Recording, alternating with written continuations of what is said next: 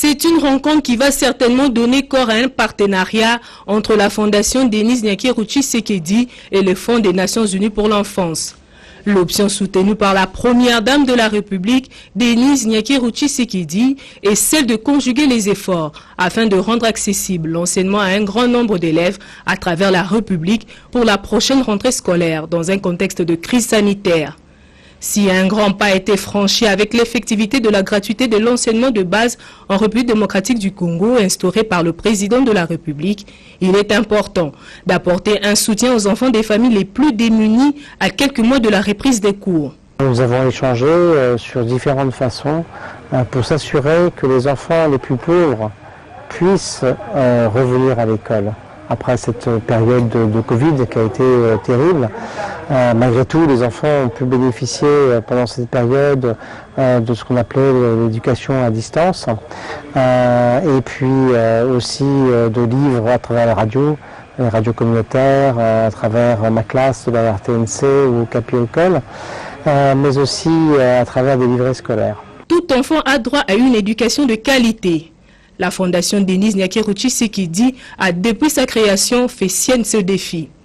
C'est justement dans cette logique que la première dame a présenté aux représentants de l'UNICEF le programme Excellencia qui prône la culture de l'excellence auprès des jeunes. Il a été décidé à l'issue des discussions de la mise sur pied d'une commission mixte Fondation Denis Nyakeru Tshisekedi UNICEF pour réfléchir sur la mise sur pied d'une collaboration dans le cadre de ce programme.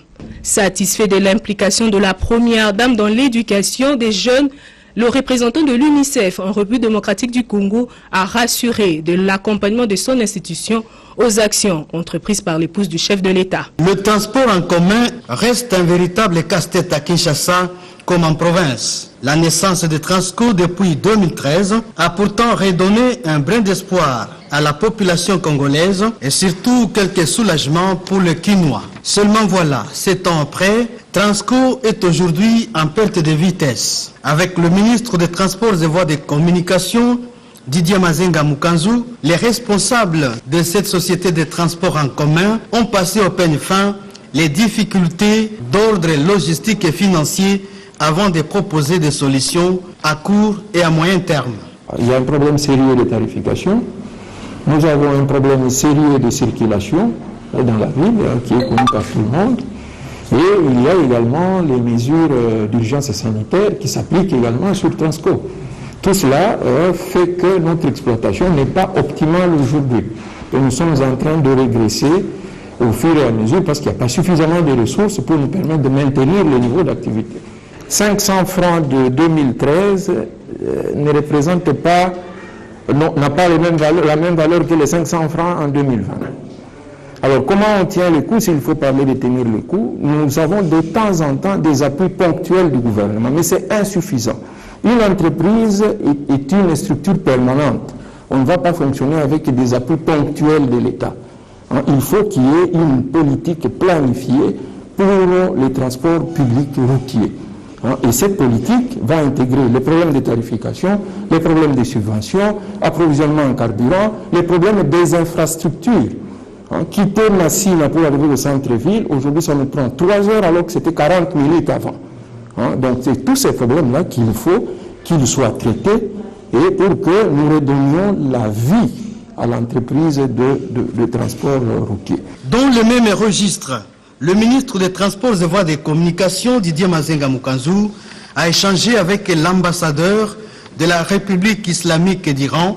Téhéran s'est dit disposé à apporter son expertise pour le développement du secteur des transports en RDC. De 82 000 $, c'est les montants décaissés par le gouvernement congolais pour faire l'audit technique sur la faillite de la cimenterie nationale de Kimpese. Une étape préalable avant de relancer la production des activités de cette usine. Un décaissement réussi grâce au plaidoyer du ministre de l'Industrie Julien Paluku Kahongya lors du dernier conseil de ministres. Cette heureuse nouvelle ne pouvait pas laisser indifférent tous les notables de la province du Congo central. Raison de la présence de la députée nationale Nelly Mwinga Mutela, élue de Songololo, venue au nom de tous les Né-Congo, remercier vivement les patrons de l'industrie Julien Paluku pour cet acte salvateur, car la relance de la production de cette usine tombée en faillite depuis 2011 a toujours été l'un des soucis majeurs de la province du Congo central tout entière.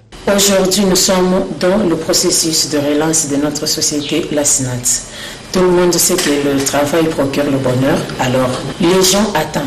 Les gens veulent voir cette SNAT refonctionner pour cette relance qui est vraiment importante pour la population de Songololo. Non seulement la population de Songololo, du Congo central et pourquoi pas de la RDC, parce que c'est la cimenterie de l'État congolais. Les experts belges chargés de faire cet audit seront très prochainement dans cette province pour faire les constats. Les résultats qui sortiront de cet audit vont permettre de relancer les activités de cette usine et les travailleurs de la SNAT pourront enfin dire au revoir aux congés techniques auxquels ils étaient plongés. Les infractions d'imputation dommageable, de faux bruits et d'injures publiques commises au préjudice de la partie civile Azarias Rouberois sont en concours matériel en faisant application de l'article 20 alinéa 2 du Code pénal, livre 1er, cumule les peines et condamne le prévenu à 17 mois de servitude pénale principale et à 1 100 000 francs congolais d'amende payable dans le délai légal. À défaut, il subira 30 jours de servitude pénale subsidiaire. Le prévenu d'Ikita, Dieudonné alias Makubakuba, l'aura appris à ses dépens. Sa condamnation par le tribunal de paix Kinshasa Pont-Kasavubu le rééduquera et dissuadera certainement d'autres délinquants des réseaux sociaux qui pensent nuire incognito. Ce procès, plus pédagogique que répressif, servira désormais de référence afin de protéger d'autres potentielles victimes d'une utilisation irresponsable de ces outils de diffusion d'innombrables masses d'informations. Il aura fallu près d'1 mois pour que cette procédure inédite en matière de cybercriminalité s'achève, ce 20 juillet 2020, par devant le tribunal de paix Kinshasa Pont-Kasavubu, siégeant en matière répressive au premier degré en audience foraine à Makala, où le prévenu est détenu.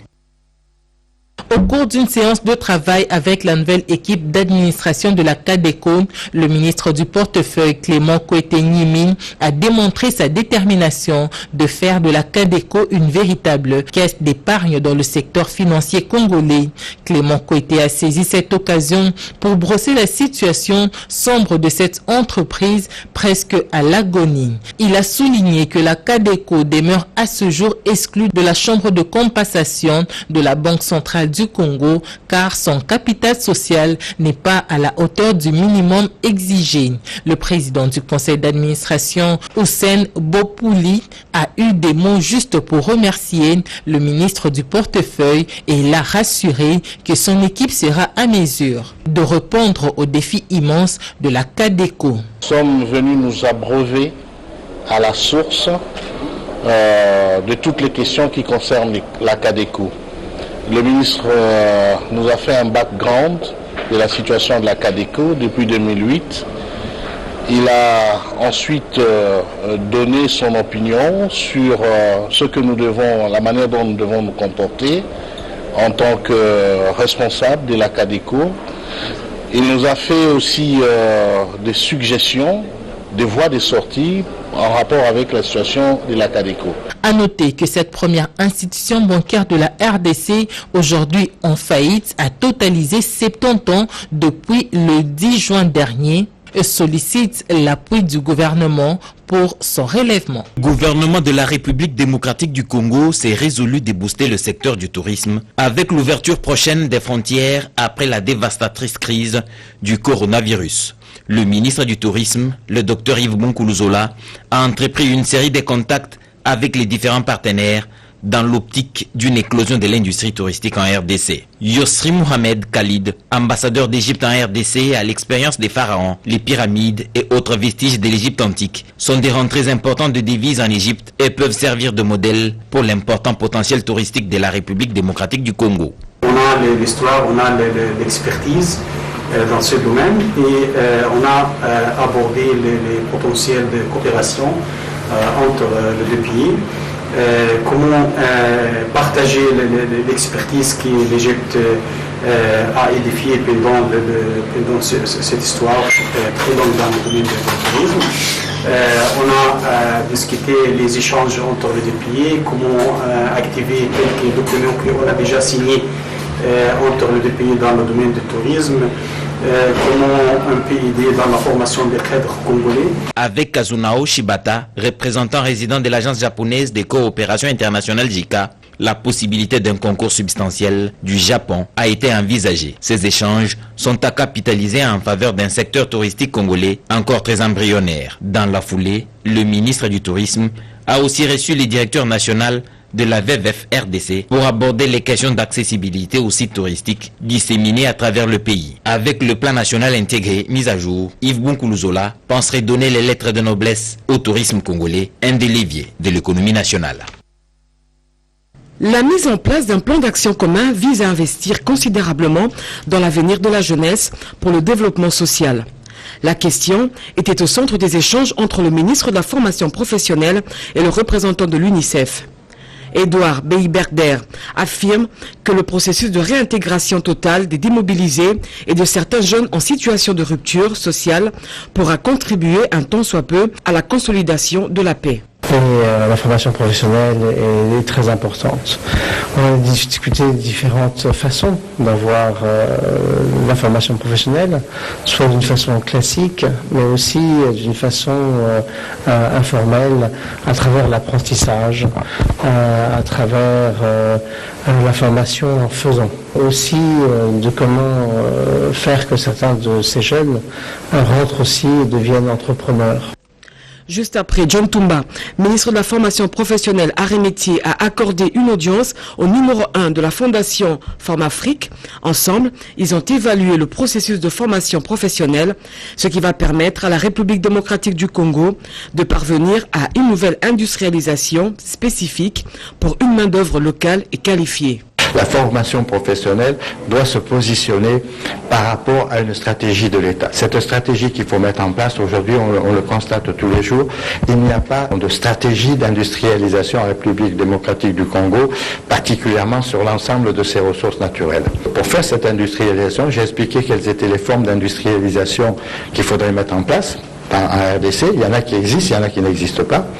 Mais surtout ensuite, pour qu'il y ait industrialisation, il faut des formations. Selon le ministre de la Formation professionnelle, la RDC devra investir dans le capital humain à travers la formation professionnelle, ce qui lui permettra de cheminer à coup sûr vers son émergence. Des chants et adorations des élus du peuple, l'image n'est pas du tout courante. Ceux-ci répondent à un appel et soutiennent la vision du chef de l'État Félix-Antoine Tshisekedi qui a dédié la nation à l'Éternel en réaffirmant leur foi chrétienne haut et fort à travers le groupe d'adoration des parlementaires chrétiens. L'objectif est d'influer positivement en usant des valeurs chrétiennes sans aucune coloration politique dans le travail législatif. Nous pensons que nous ne pouvons pas être des acteurs de changement, des agents moraux, si nous-mêmes de gens, nous ne sommes pas changés.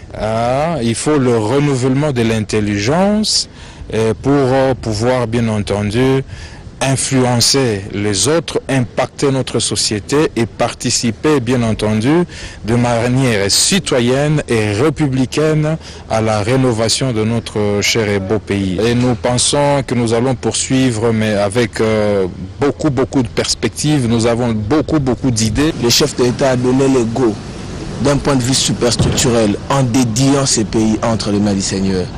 Alors il faut un accompagnement global. Il va falloir qu'on puisse créer une nouvelle race de personnes qui croient en Dieu et qui croient aux valeurs. Et je ne dirais jamais assez, le problème du Congo, c'est un problème qui est quasiment lié à la crise des valeurs et au principe des 3 V. La vision, le vecteur et la volonté politique. Pour cette rencontre, 2 grands du monde chrétien ont répondu à l'invitation. Il s'agit du révérend pasteur Daniel Kawata et le chantre de l'Éternel Michel Bakenda. Une commission ad hoc sera bientôt mise en place pour l'élaboration d'un texte réglementaire et envisager des modules de formation.